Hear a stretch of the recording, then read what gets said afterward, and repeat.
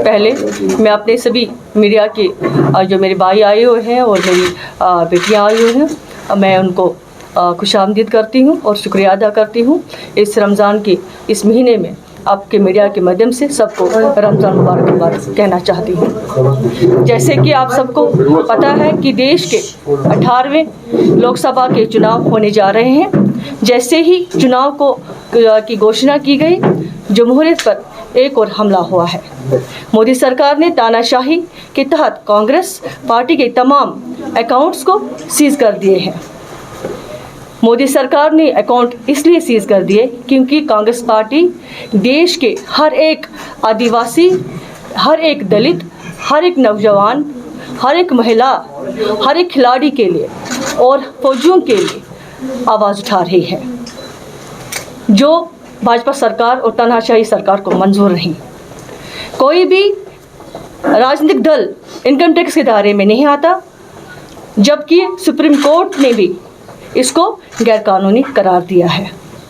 पिछले 30 सालों के इनकम टैक्स नोट्स आज कांग्रेस पार्टी को भेजे जा रहे हैं, जबकि 6-7 साल पुराना इनकम टैक्स भरने में थोड़ी देरी के कारण अगर देखा जाए 10,000 के करीब पेनल्टी लगनी चाहिए थी, लेकिन इस गूंगी बहरी सरकार ने कांग्रेस पार्टी पर 210 करोड़ रुपए की पेनल्टी लगा दी गई है, जो सरासर गलत है।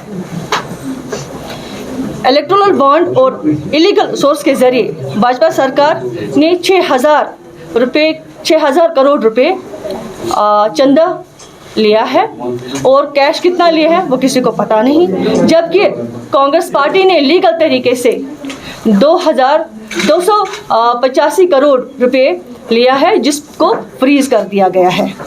कांग्रेस पार्टी के 115 करोड़ रुपए मोदी सरकार ने सरकारी तांत्रिक का गलत इस्तेमाल करके इलीगल तरीके से सरकार को ट्रांसफ़र कर दिए हैं। भाजपा सरकार ने 56% पैसे इलेक्टोरल बॉन्ड के ज़रिए लिए हैं और जो उन्होंने कैश लिया है वो सबको पता भी नहीं कितना क्या लिया है, इसका किसी को पता भी नहीं। मगर अगर देखा जाए कांग्रेस पार्टी ने सिर्फ 11% लिया है, जो हमारी इस तानाशाही सरकार को उसने उसको बौखलाहट लाई है।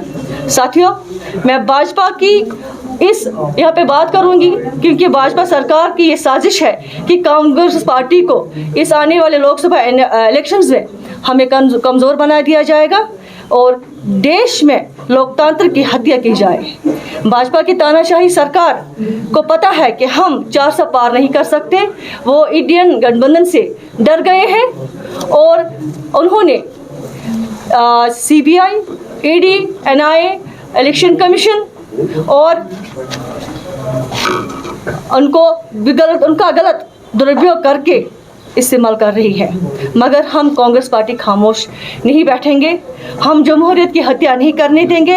हम तब तक लड़ेंगे जब तक कांग्रेस पार्टी को बिल्कुल उनके सारे अकाउंट्स को डिफ्रीज नहीं किया जाता। और जो आज की ये प्रेस कॉन्फ्रेंस थी, ये इसी बात की एक कड़ी थी।